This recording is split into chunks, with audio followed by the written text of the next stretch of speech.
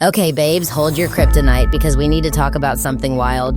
Imagine you're throwing a housewarming party, and instead of showing up in a killer outfit, you send out an Instagram post of your funeral vibes. Confused? Well, that's exactly what the DCU just did with Superman. And honestly, it's giving drama. Welcome to Holly Molly, the channel where we spill the hottest tea on Hollywood's biggest blockbusters, served with a side of sass, of course. Let's dive in. So, picture this. The DCU's first big project for their reboot, before Superman even gets his own movie, kicks off with the death of Superman. Like, hello? Talk about skipping to the good part.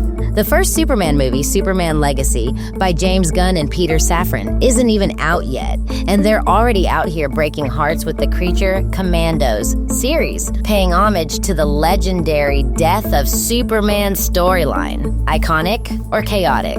You decide. So, for the uninitiated, the death of Superman is like the comic book moment that had fans sobbing into their capes back in the 90s. Our guy Soupies takes on the monster Doomsday, sacrifices himself, and ends up looking like he just got back from a very bad date with the apocalypse. The image of his tattered cape flying like a flag? Chills. Literal chills. It's a moment that screams, I'm dead, but make it fashion. Fast forward to Creature Commandos. In episode 4, Chasing Squirrels. And yes, that's the real episode title, because why not? Cersei gives Amanda Waller a sneak peek into a post-apocalyptic future. Picture this. Destruction everywhere. Heroes hanging from crosses. Yikes. And Superman's iconic shredded cape flapping dramatically in the wind. Honestly, it's giving Game of Thrones Superhero Edition, and I'm here. Now, I know what you're thinking. Why introduce Superman with his absence instead of some grand heroic entrance? Well, besties,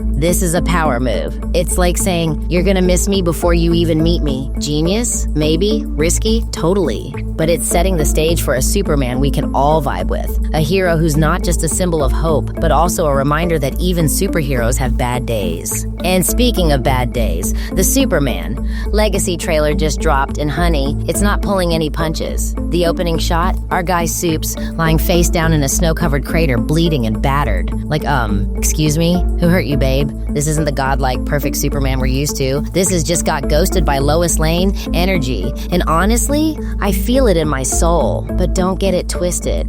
This isn't just about making Superman look weak for the drama of it all. Oh no, there's a method to this madness. By showing him at his lowest, the DCU is basically saying, look, he's just like us. Relatable content, am I right? Plus, when he finally gets back up and saves the day, we're gonna be cheering like it's a Taylor Swift Eras tour encore. And let's not forget James Gunn's whole deal with making Superman a symbol of hope. Like, babes, hope doesn't come easy, it's earned. And this whole defeated Superman thing, it's setting us up for some serious emotional payoff. We're talking tears, goosebumps, and maybe even a standing ovation in your living room. So, what's the takeaway here?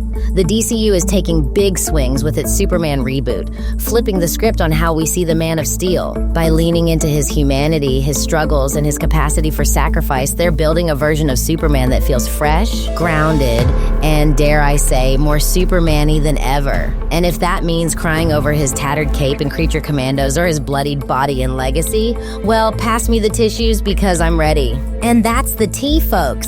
Thanks for tuning in to Holly Molly, where we dissect Hollywood's hottest stories faster than a speeding bullet. Make sure to hit that like button, subscribe, and let me know in the comments. Are you loving this vulnerable Superman vibe, or do you miss the godlike version? Spill your thoughts below. Until next time, stay super, babes.